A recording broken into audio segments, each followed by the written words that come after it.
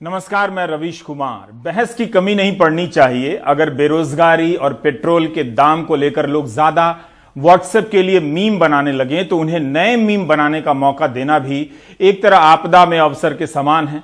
लोग खुद ही इस काम में लगे हुए हैं कि मोटेरा क्रिकेट स्टेडियम का नाम नरेंद्र मोदी क्रिकेट स्टेडियम हो गया है। व्हाट्सएप यूनिवर्सिटी का यह फेवरेट टॉपिक बन चुका है कि किस नेता के नाम पर स्टेडियम से लेकर क्या क्या है।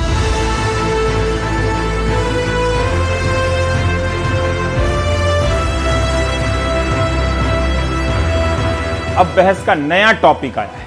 अहमदाबाद में मोटेरा ग्राउंड क्रिकेट स्टेडियम का विस्तार हुआ है। क्षमता के हिसाब से अब यह दुनिया का सबसे बड़ा क्रिकेट स्टेडियम है। इसका नाम प्रधानमंत्री नरेंद्र मोदी के नाम पर रखा गया है। यानी आज भारत और इंग्लैंड के बीच जो मैच शुरू हुआ है वह नरेंद्र मोदी क्रिकेट स्टेडियम में हुआ है। नए स्टेडियम का उद्घाटन भारत के राष्ट्रपति रामनाथ कोविंद ने किया और नए नाम की शिला पट्टिका का लोकार्पण गृह मंत्री अमित शाह और खेल मंत्री किरण रिजिजू ने। इस मौके पर बीसीसीआई के सचिव जय शाह भी मौजूद थे। राष्ट्रपति कोविंद ने बताया कि स्टेडियम की संकल्पना प्रधानमंत्री मोदी ने की थी जब वे गुजरात के मुख्यमंत्री थे। उस समय वे गुजरात क्रिकेट संघ के अध्यक्ष हुआ करते थे। इस बात को लेकर विवाद हो गया कि प्रसार भारती और समाचार एजेंसी पीटीआई ने अपने ट्वीट में सरदार पटेल स्टेडियम के उद्घाटन की बात लिखी है। इन सब के डिटेल में जाने से क्या लाभ, डिटेल कहीं और आपका इंतजार कर रहे हैं।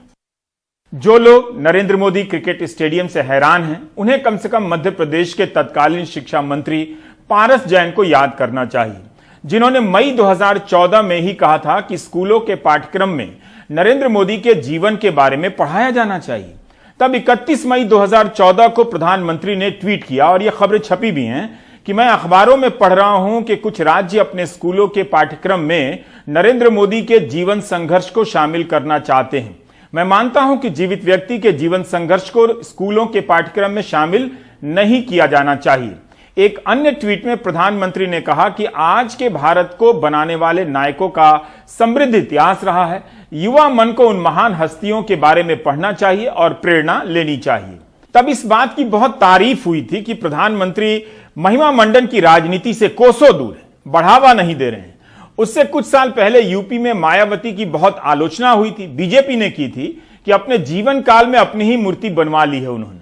कई नेताओं के जीवन काल में ऐसा हो चुका है। बहरहाल आज पारस जैन खुद को दूरदर्शी महसूस कर रहे होंगे कि उन्होंने पहले ही ऐसा सोच लिया कि पाठ्यक्रम में शामिल करना चाहिए, लेकिन रोक दिया गया। मगर अब गृह मंत्री को कौन रोक सकता है। समुद्र वसने देव गृह मंत्री अमित शाह अपने सहयोगी मंत्री के साथ उस नाम पट्टिका का अनावरण कर रहे हैं जिस पर नरेंद्र मोदी क्रिकेट स्टेडियम लिखा है। अब कौन याद दिलाना चाहेगा, कौन पूछेगा कि इसके लिए प्रधानमंत्री कैसे तैयार हो गए। वो तो अपने बारे में स्कूलों के पाठ्यक्रम में पढ़ाए जाने का विरोध करते थे, अब उनके नाम से क्रिकेट स्टेडियम। प्रधानमंत्री ने भी नहीं सोचा होगा कि शिवराज सिंह चौहान के शिक्षा मंत्री को ऐसा करने से तो रोक दिया, लेकिन उन्हीं की सरकार के दो कद्दावर मंत्री उनके नाम से स्टेडियम का उद्घाटन कर रहे हैं। क्या करूं। 12 फरवरी 2015 की बीबीसी की रिपोर्ट आप पढ़ सकते हैं कि प्रधानमंत्री मोदी को अपने नाम पर मंदिर बनाए जाने का विचार पसंद नहीं आया है। उन्होंने ट्वीट किया कि मैंने खबर पढ़ी है कि मेरे नाम से मंदिर बनाया जा रहा है। मैं हतप्रभ हूं। यह भारत की महान परंपराओं के खिलाफ है। यह मंदिर गुजरात के ही एक गांव में बनने वाला था। तब मंदिर बनाने वाले जयेश पटेल ने कहा कि अब मंदिर में मोदी की जगह भारत माता की प्रतिमा होगी। प्रियंका गांधी ने सरदार पटेल के कथन को ट्वीट किया है कि इस मिट्टी में कुछ अनूठा है जो कई बाधाओं के बावजूद हमेशा महान आत्माओं का निवास रहा है। प्रियंका गांधी के बाद राहुल गांधी ने ट्वीट किया कि बहुत सुंदर, कैसे सत्य सामने आ जाता है। Narendra Modi stadium, Adani and, Reliance and, Jay Shah अध्यक्ष, हम दो हमारे दो। लेकिन अब नरेंद्र मोदी स्टेडियम है, इसका उद्घाटन हो चुका है। यह बहुत अच्छा टॉपिक भी है। बहकाने का मंत्र है या नहीं, कह नहीं सकता, लेकिन बहस होगी तो शायद यह जवाब भी मिल जाए कि राष्ट्रपति को क्या प्रधानमंत्री के नाम से स्टेडियम का उद्घाटन करना चाहिए। जो प्रधानमंत्री खुद को पढ़ाए जाने या खुद के मंदिर बनाने का विरोध करते थे, उनकी नरेंद्र मोदी क्रिकेट स्टेडियम को लेकर क्या प्रतिक्रिया है। हमें अभिव्यक्ति की स्वतंत्रता पर वैसे भी बात करनी है। क्या अभिव्यक्ति की स्वतंत्रता के अधिकार को किसी भौगोलिक सीमा में बंद किया जा सकता है। भारत के संविधान के आर्टिकल 19 की व्याख्या करते हुए पटियाला हाउस कोर्ट कॉम्प्लेक्स के अतिरिक्त सत्र न्यायाधीश धर्मेंद्र राणा ने अभिव्यक्ति की स्वतंत्रता के अधिकार को भौगोलिक बंदिशों से आजाद कर दिया। भारत के भीतर भारत को लेकर, भारत के बाहर भारत को लेकर सवाल इसलिए ना उठाए जाएं कि उससे भारत की क्या छवि बनती है भीतर या बाहर, या पाकिस्तान या चीन के चैनलों में विपक्ष के नेताओं को किस तरह से दिखाया जाता है, उनके बयानों को। इन कुतर्कों को लेकर कई साल से गोदी मीडिया के स्टूडियो में बहस हो रही है। व्हाट्सएप यूनिवर्सिटी के जरिए रिश्तेदारों के समूह में यह बात मानी जा चुकी है कि भारत में होने वाले ट्विटर ट्रेंड की खबरें अगर पाकिस्तान या अमेरिका में छपती हैं तो भारत की बदनामी होती है। अतिरिक्त सत्र न्यायाधीश धर्मेंद्र राणा के फैसले की कॉपी में आर्टिकल 19 की व्याख्या पहले से कहीं अधिक व्यापक हो चुकी है। इसके एक हिस्से में जज लिखते हैं कि यहां तक कि भारतीय गणतंत्र के संस्थापकों ने भी अलग अलग मतों को उचित सम्मान दिया और अभिव्यक्ति की स्वतंत्रता के अधिकार को मौलिक अधिकार माना। भारत के संविधान के आर्टिकल 19 में असहमति के अधिकार को मजबूती के साथ जोड़ा गया है। मेरे सुचिंतित विचार में अभिव्यक्ति की स्वतंत्रता के दायरे में दुनिया भर के श्रोताओं को आकर्षित करने का अधिकार भी शामिल है। संचार पर कोई भी भौगोलिक बंदिश नहीं है। एक नागरिक का मौलिक अधिकार बनता है कि वह देश के बाहर श्रोताओं तक पहुंचने के लिए संचार को प्रेषित करने और ग्रहण करने के श्रेष्ठ माध्यमों का इस्तेमाल करे, बशर्ते वह कानून के दायरे में हो। हम एक ऐसे दौर में हैं जहां लोकल लेवल पर लिखना ग्लोबल हो जाता है। फेसबुक और इंस्टा पर आपका लिखा कहीं भी पढ़ा जा सकता है और आपको कहीं से भी कोई फॉलो कर सकता है। चीन के अखबार में आपकी टिप्पणी छप जाए, इसका मतलब यह नहीं कि आपने चीन से साठगांठ कर ली है। इकोनॉमिक टाइम्स की खबर है कि 2020 के साल में चीन भारत का पहले नंबर का व्यापारिक साझेदार बन गया। यह भारत सरकार का डेटा है। जिस समय 200 से अधिक मोबाइल ऐप बंद कर दिए गए, कुछ ठेकों को रद्द करने की खबरें आई या फुलझड़ियां लड़ियों के बहिष्कार से आपको राष्ट्रवाद का मंत्र दिया जा रहा था, उसी समय चीन भारत के साथ अपना कारोबार भी बढ़ा रहा था। भारत आयात किए जा रहा था चीन से। अमेरिका पहले नंबर का साझेदार था, लेकिन अब चीन हो गया है। व्यापार की मात्रा में जरूर कमी आई है। जब किसानों को बहकाने का मंत्र मांगा जा रहा है तो चेक करते रहिए कि इस तरह से मंत्रों से कहीं आप तो नहीं बहकाए गए हैं, माने कह रहे हैं। रवीश, ये बहुत बड़ा प्रश्न आपने पूछा है। मैं सबसे पहले आपको क्लैरिफाई कर दूं कि जो लोअर कोर्ट्स हैं वो संविधान की व्याख्या नहीं करती, लेकिन संविधान के और लॉ के प्रावधान को उन्हें अप्लाई करना पड़ता है। जैसे इस केस में जज के सामने ये मुद्दा था कि क्या आर्टिकल 19 का प्रोटेक्शन अवेलेबल है किसी ग्लोबल ऑडियंस के लिए या नहीं है, तो उसके लिए उन्होंने अपने लॉ को अप्लाई किया। देखिए, 3 बड़ी महत्वपूर्ण बातें इस ऑर्डर में जो पैराग्राफ आपने अभी जिक्र किया उसमें हुआ है। एक तो ये कि संविधान सभा में डाइवर्जेंस ऑफ ओपिनियन था। आप देखिए, एक तरफ कांग्रेस के लोग थे तो दूसरी तरफ श्यामा प्रसाद मुखर्जी थे, लेफ्ट का भी वहां रिप्रेजेंटेशन था, मौलाना हसरत मोहानी थे, कंजर्वेटिव्स भी थे, राजेंद्र प्रसाद थे, KM मुंशी थे। ये बात जज ने बिल्कुल सही कही है कि राइट टू डिसेंट जो है वो अनुच्छेद 19 का हिस्सा है। आपको ताज्जुब होगा कि पिछले 10-12 साल में सुप्रीम कोर्ट के डिसेंटिंग ओपिनियन भी बहुत कम आने लगे हैं। देखिए, डिसेंट की इंपॉर्टेंस जो है, जो इसमें धर्मेंद्र राणा कहना चाह रहे हैं कि जितने भी आइडियाज हों, कॉन्फ्लिक्टिंग आइडियाज हों, वो सारे ओपिनियन, वो सारे आइडियाज एक्सप्रेस होने चाहिए। और क्यों एक्सप्रेस होने चाहिए कि मार्केट प्लेस में जब सारे आइडियाज आ जाएंगे और कंपटीशन ऑफ आइडियाज होगा, उससे सच बाहर आएगा। अगर आप किसी आइडिया को एक्सप्रेस करने से रोकते हैं तो लोगों को लगेगा वही सच था। तो अगर आप झूठ का पर्दाफाश करना चाहते हैं, तब भी आपको वो आइडिया जो आपको लग रहा है झूठ है, उसे एक्सप्रेस कर देना चाहिए।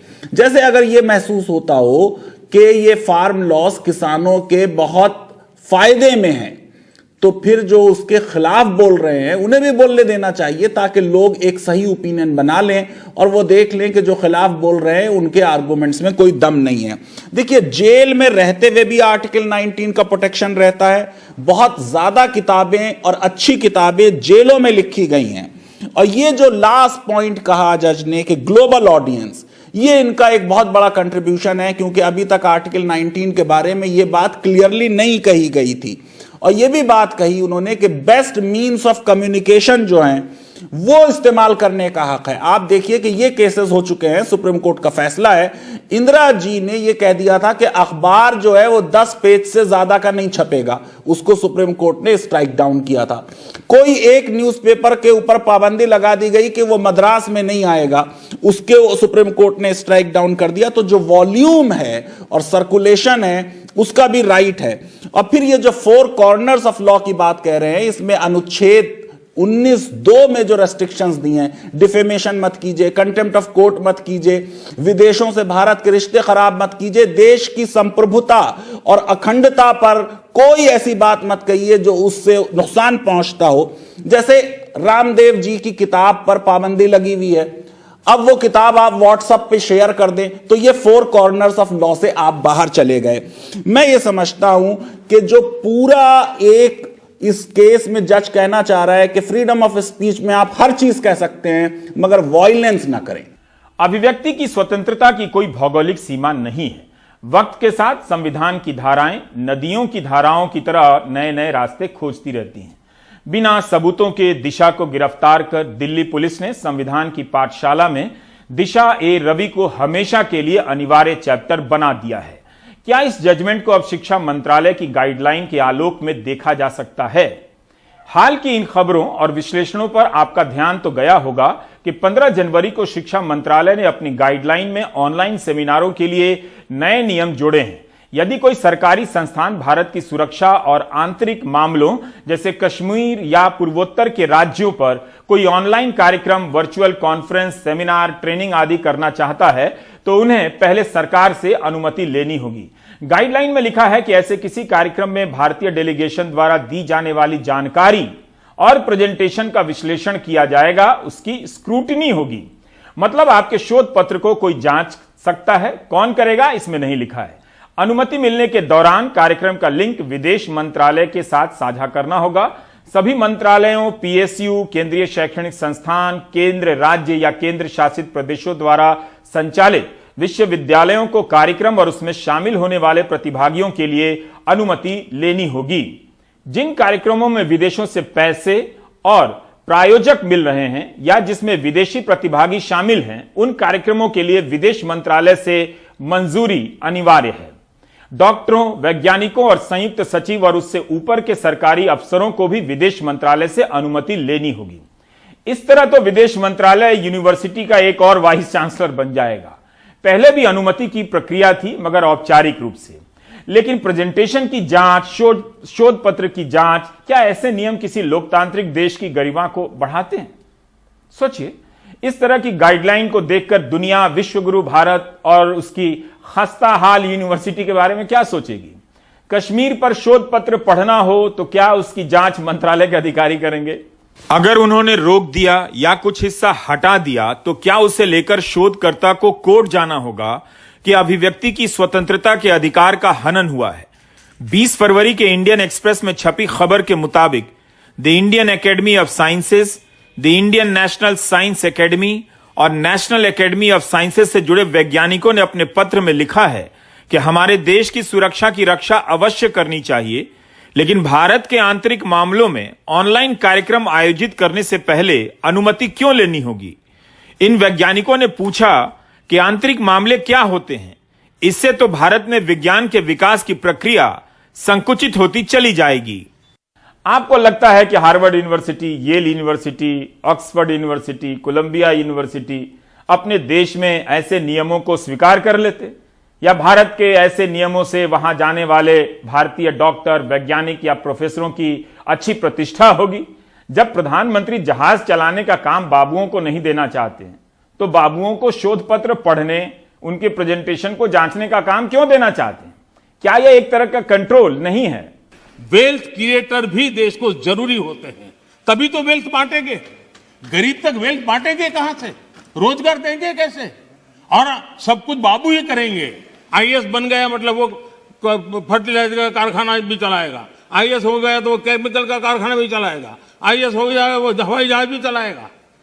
ये कौन सी बड़ी ताकत बना के रख दी है हमने? बाबुओं के हाथ में देश दे करके हम क्या करने वाले हैं? हमारे बाबू भी तो देश के हैं, तो देश का नौजवान भी तो देश का है। हम हमारे देश के नौजवानों को जितना ज्यादा अवसर देंगे, मुझे लगता है उसको उतना ही लाभ होने वाला है।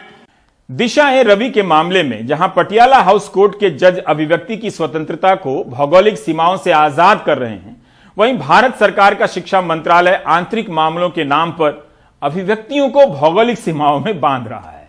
22 फरवरी के इंडियन एक्सप्रेस में भारत सरकार के प्रधान वैज्ञानिक सलाहकार के विजय राघवन ने कहा है कि सरकार इन नियमों में बदलाव करेगी।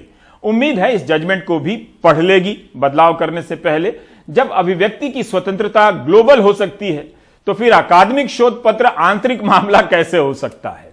22 साल की यह लड़की बिना किसी गुनाह और सबूत के 7 दिनों तक जेल में रखी गई।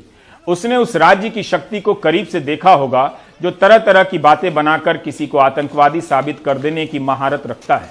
जज ने अपने फैसले में कई बार लिखा है कि हिंसा साजिश से जुड़े सवालों को लेकर पुलिस कोई सबूत पेश नहीं कर पाई। इस फैसले में लिखा है कि सरकारी वकील ने मान लिया है कि टूल किट का गणतंत्र दिवस के दिन हुई हिंसा से कोई संबंध था, इसका कोई सीधा सबूत नहीं है। यह बात दिल्ली पुलिस के लिए कितनी शर्मनाक है। व्यापक साजिश की दलील भी दलदल में उलझ गई। जज ने बॉम्बे हाईकोर्ट के एक फैसले का हवाला दिया कि इधर उधर की बातों से साजिश साबित नहीं होती, सबूत चाहिए होते हैं। सरकारी वकील के पास कोई सबूत नहीं था। जब पूछा गया कि पीजेएफ क्या प्रतिबंधित संगठन है, क्या कोई केस चल रहा है, तो उसका जवाब भी ना में था।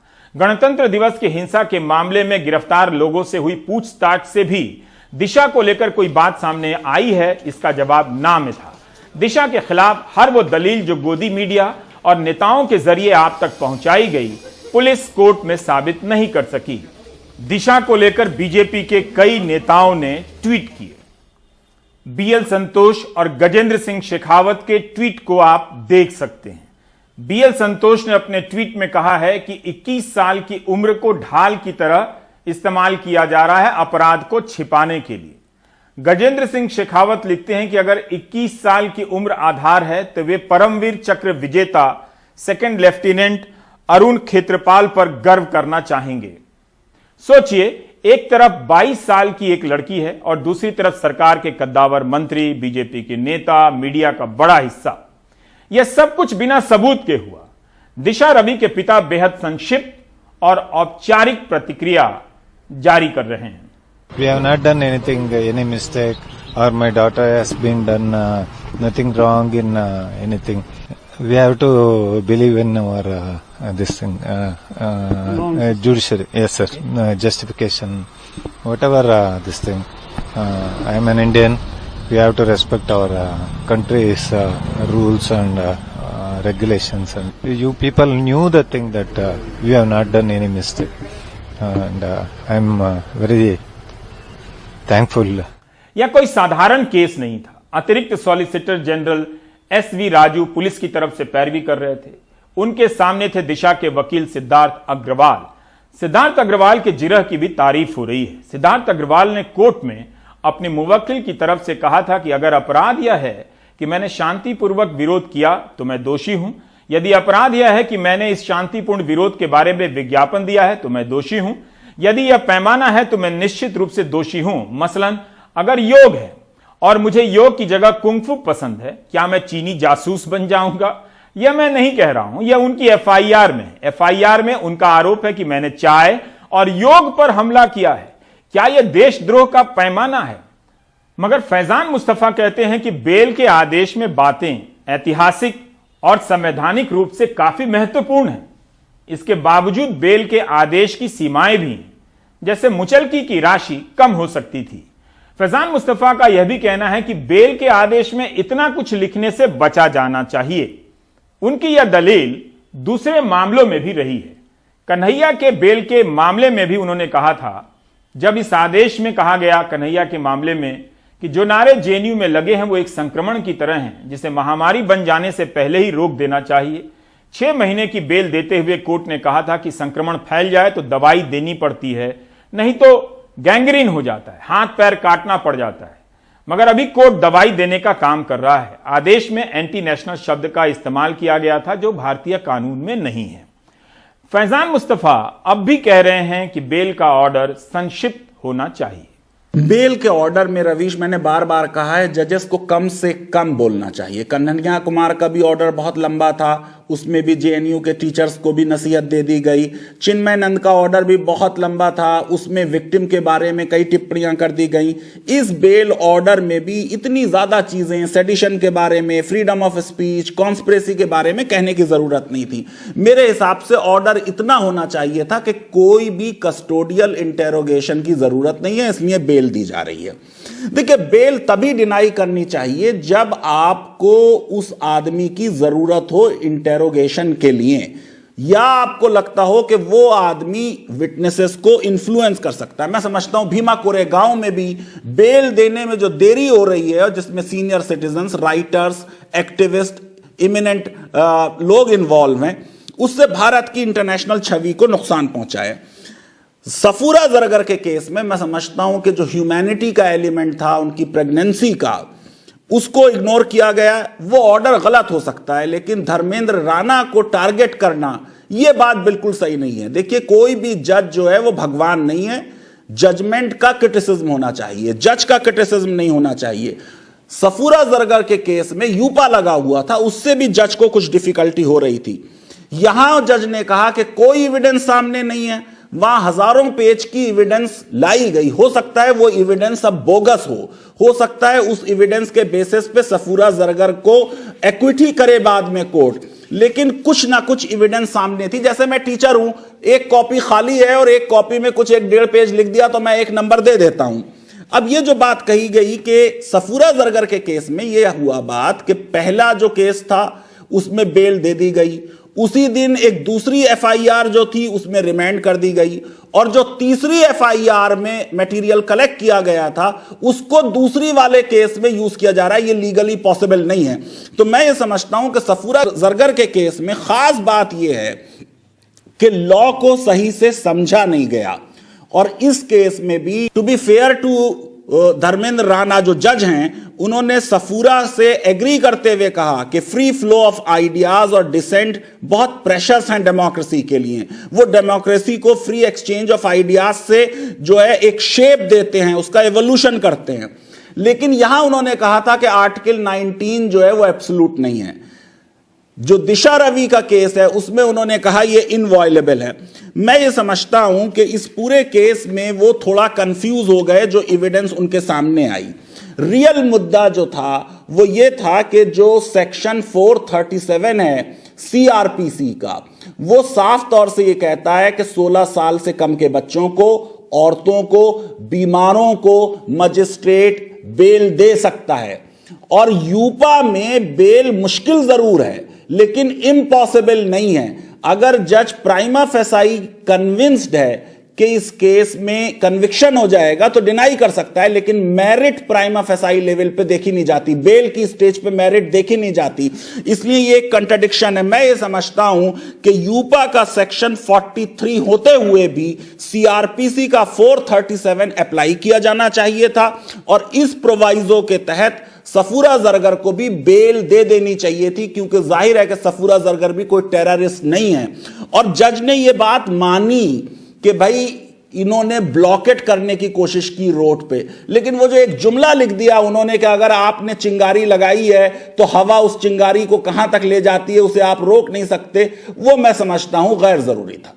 अंत में रवीश, मैं ये भी कहना चाहूंगा कि जो मजिस्ट्रेट का ओरिजिनल बेल ऑर्डर है सफूरा के केस में, उसमें पहली लाइन में ही लिखा है कि वो 13 वीक की प्रेग्नेंट हैं, और सरकारी वकील ने कहा कि ये इररेलेवेंट चीज है।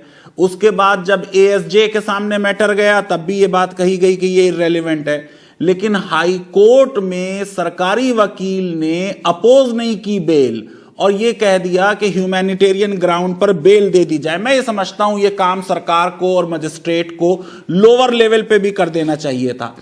धर्मेंद्र राणा की गलती यह है कि ह्यूमैनिटेरियन कंसिडरेशंस को जितनी इंपॉर्टेंस देनी चाहिए थी, और जो 437 में उनकी पावर थी औरतों को या सिक और इन्फर्म लोगों को बेल देने की, उसका इस्तेमाल नहीं किया। ये एरर ऑफ जजमेंट का केस है, न कि डेलिब्रेट डिनायल ऑफ जस्टिस या बेल टू सफूरा जरगर।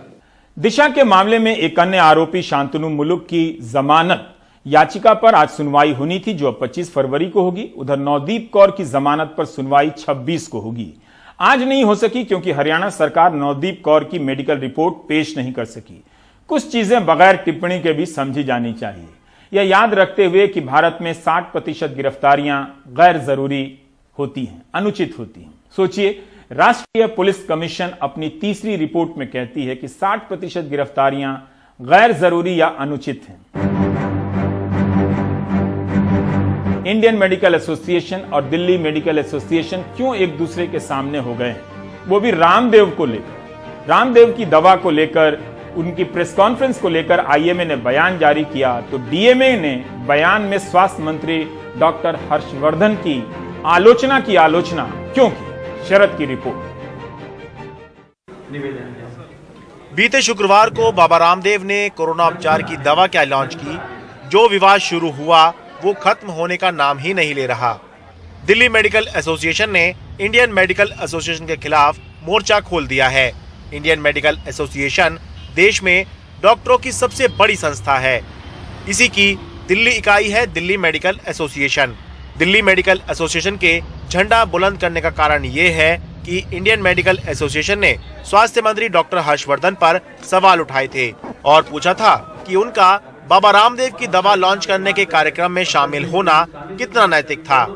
हम लोग आईएमए के खिलाफ नहीं है, लेकिन आईएमए की इस स्टेटमेंट के खिलाफ हैं। जैसे उन्होंने बयान जारी किया, प्रेस रिलीज जारी की, जिसमें उन्होंने डॉक्टर हर्षवर्धन के बारे में काफ़ी गलत चीज़ें कही हैं। तो डॉक्टर हर्षवर्धन दिल्ली के नहीं, पूरी इंडिया के हेल्थ मिनिस्टर हैं। हेल्थ मिनिस्टर होते हुए उन्हें सारे कार्यक्रमों में जाना पड़ता है।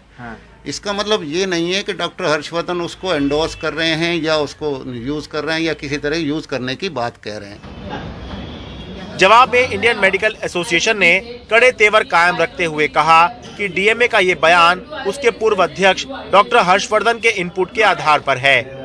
आईएमए ने मांग की कि स्वास्थ्य मंत्री के लिए ये बेहतर होगा कि वो बताएं कि कोरोनिल को क्यूरेटिव मेडिसिन के तौर पर समर्थन नहीं दे रहे हैं और ना ही इस गलत दावे में हिस्सेदार हैं। टेक्निकल जो जैसे बोलते हैं पास करने की, रिलीज करने की, ट्रायल्स की, वो सब की हमने डिटेल मांग की है। अगर वो हमको दे देवे अच्छी तरह से तो हम लोग पढ़ेंगे, उसको हम लोग मालूम हो जाएगा कि क्या दवाई है क्या नहीं है। और एलोपैथिक डॉक्टर होने के नाते वो काउंसिल के मेंबर है, तो उन्होंने एज ए मिनिस्ट्री एक तो ऐसे कोई प्राइवेट कंपनी में प्रमोट करना ये बराबर बात नहीं है, ऐसा हम मानते हैं। इंडियन मेडिकल एसोसिएशन ने पतंजलि की कोरोना दवा को गलत तरीके से निर्मित अवैज्ञानिक उत्पाद बताया था, तो बुधवार को पतंजलि आयुर्वेद के मैनेजिंग डायरेक्टर आचार्य बालकृष्ण ने 4 पन्नों की प्रेस रिलीज जारी करके इंडियन मेडिकल एसोसिएशन पर जमकर हमला बोला। उन्होंने कहा कि इतने अच्छे खासे डॉक्टर भी साइंटिफिक रिसर्च के कॉन्सेप्ट को नहीं समझ रहे, ये बहुत निराशाजनक है। डॉक्टर हर्षवर्धन ने कभी भी मॉडर्न मेडिसिन को कमतर पेश नहीं किया। प्रेस कॉन्फ्रेंस में उनकी मौजूदगी दिखाती है कि वो अन्य मेडिसिन सिस्टम को स्वीकार्यता दिलाने के लिए कितने ईमानदार प्रयास कर रहे हैं। आज के हालात में ये बहुत दुखद है कि कुछ health care professional scientific research और उसकी समझ के प्रति कम ध्यान देते हैं और इसी कारण गलत तरीके से निर्मित अवैज्ञानिक उत्पाद जैसे आरोप इंडियन मेडिकल एसोसिएशन के अधिकारी लगाते हैं। कोरोनिल एक सबूत आधारित दवाई है, कोई खुफिया मेडिसिन नहीं, बल्कि इसके सभी तत्वों के बारे में आम जनता के बीच में जानकारी दी गई है। यही नहीं, सभी रिसर्च और समीक्षा के बाद सक्षम लाइसेंसिंग अथॉरिटी ने मंजूरी दी है। इंडियन मेडिकल एसोसिएशन अपना बयान वापस ले। 6-7 महीने पहले वैसे ही दवाई लाई थी, तभी भी आईएमए ने उनके खिलाफ रिक्वेस्ट किया था कि हमको पूरा डिटेल दिया जाए, तभी वो दवाई विड्रॉ कर ली थी। लेकिन आज के तारीख में गवर्नमेंट विड्रॉ नहीं जल्दी करती है और आज वापस दवाई लाई है, लेकिन अभी भी क्लैरिटी नहीं है। एक आयुर्वेदिक रिसर्च है, उसमें खाली 45 केसेस स्टडी किए गए हैं। आज वर्ल्ड ओवर कोरोना के इतने पेशेंट है, इतने मृत्यु हो गए हैं और उसके स्ट्रेन भी बदली हो रहे हैं, तो एक 45 ये कोई सैंपल सर्वे हो सकता है क्या आज के तारीख में? क्यों खाली एक 45 सैंपल सर्वे? इसके तो क्लैरिटी है ही नहीं ना इसके अंदर। एक कोरोना है और दूसरा कोरोना उपचार की दवा का विवाद है। दोनों की ही हालत इस समय एक जैसी है, ना कोरोना खत्म हो रहा है और ना ही कोरोना उपचार की दवा का विवाद। दिल्ली से मैं शरद शर्मा, एनडीटीवी इंडिया। उम्मीद है डॉक्टर बिरादरी खुलकर अपनी बात कह पा रही होगी। मैं व्हाट्सएप ग्रुप की बात कर रहा हूं। कोरोना की वैक्सीन मुफ्त नहीं लगेगी, सिर्फ सरकारी केंद्रों पर मुफ्त में लगेगी, लेकिन जो लोग प्राइवेट केंद्रों पे जाकर लगाना चाहते हैं वो पैसे देकर लगा सकते हैं। कितने पैसे देने होंगे ये तय हो जाएगा। अब लेते हैं एक छोटा सा ब्रेक।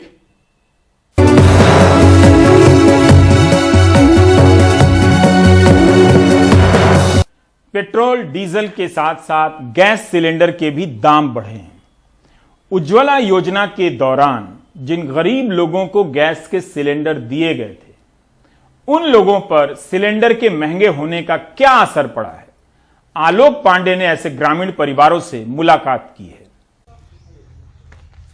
लखनऊ देहात की इस गैस एजेंसी पर सिलेंडर भरवाने के लिए कम ही लोग आ रहे हैं।